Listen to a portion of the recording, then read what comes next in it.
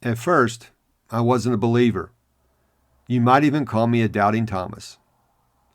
It wasn't until I saw with my own eyes the power of this simple practice. Now I'm a believer too. Hi, neighbor. To journal or not to journal? 5 questions to consider. Question number 1. What are the benefits of journaling?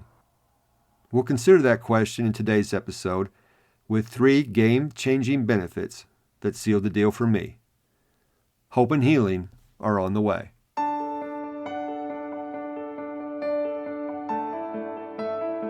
Did you finally realize your dream of having a family, only to have your happily ever after turn into a nightmare?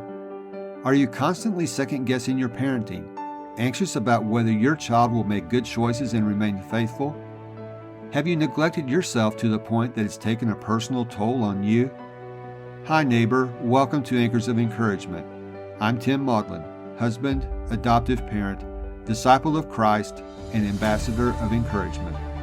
I too felt the joy of having a family of my own, and I wish we could be like other families. But I found myself up late at night, anxious about my child's future and asking myself, why is this happening? Am I a failure as a parent?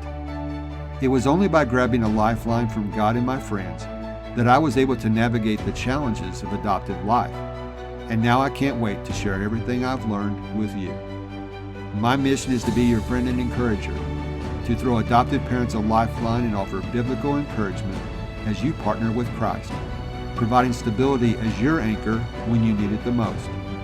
If you're ready for real and raw talk with strategies and insights that lead to peace beyond comprehension, so you not only survive but thrive in life's storms, this podcast is for you. Hope and healing are on the way.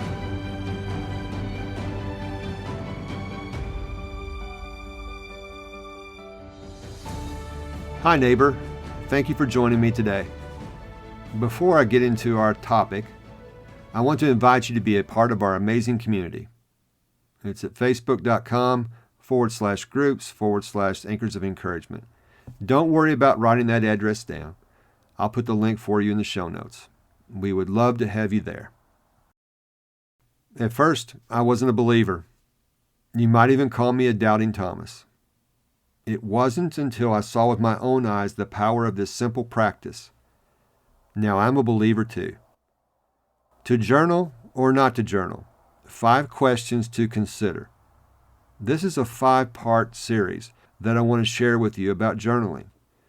Today we'll look at question number 1. What are the benefits of journaling?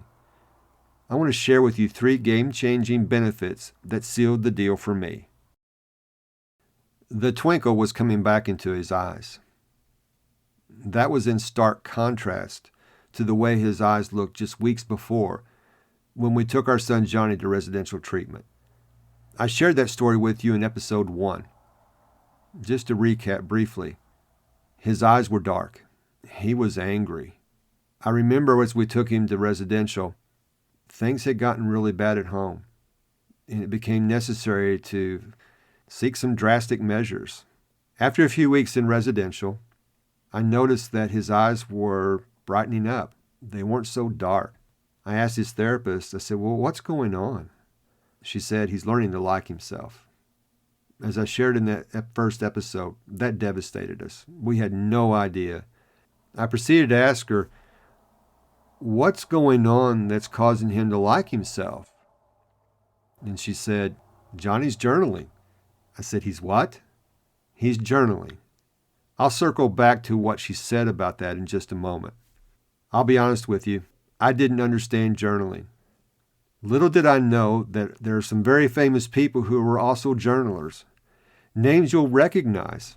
People like Albert Einstein, Marie Curie, Mark Twain, and Thomas Edison, just to name a few. That's the tip of the iceberg. Journaling, as I've come to find out, has been around for centuries, and my son is doing it in residential treatment. Let's get to our 3 benefits. And I want to use the example of my son Johnny because I saw firsthand these benefits in action. The first benefit, journaling helps you touch your feelings. I remember asking his therapist, explain to me, because I don't understand, how does journaling help him like himself. She said, you can think a feeling, you can speak a feeling, but if you really want to touch a feeling, you need to write. He was touching feelings he had never addressed or processed in his life. And that brings us to the second benefit. As my son Johnny was touching his feelings, for the first time in his life, he was able to begin to regulate his emotions. Journaling helps you regulate your emotions. Johnny joined me in episode 47, and there he explained how this worked, how he was able to journal, touch his feelings, and then regulate those emotions. And that takes us to the third benefit. As he touched his feelings, regulated his emotions, he began to change his behavior. Journaling can change your behavior. I saw this firsthand with my son. That's why I became a believer. There are many more benefits of journaling I could share with you, and I will in future episodes. But these three were the game changers for me. Journaling is a process. I'll share more of this process as we go along in this series. Let's get to your daily doable. If you've been on the fence about journaling, I hope this episode has opened your eyes to the possibilities of it. Stay with me, and I'll show you just how doable journaling actually is. Why should you consider journaling? Because of the benefits. Journaling helps you touch your feelings, regulate your emotions, and change your behavior. That's all for this episode. I want to thank you so much for joining me. Before I leave, I would like to again invite you to be a part of our amazing community. The link to our Facebook group will be in the show notes. Until next time, this is Tim, encouraging you to do what you can now. If this podcast has given you the courage and confidence to face storms in your life, the number one way you can thank me is to leave a written review on Apple Podcasts. Tell a friend about the show. Take a screenshot of this episode and share it in your Instagram stories and tag me at Tim Maudlin. You can also connect with me in my Facebook group, Anchors of Encouragement. So until next time, this is Tim encouraging you to do what you can now.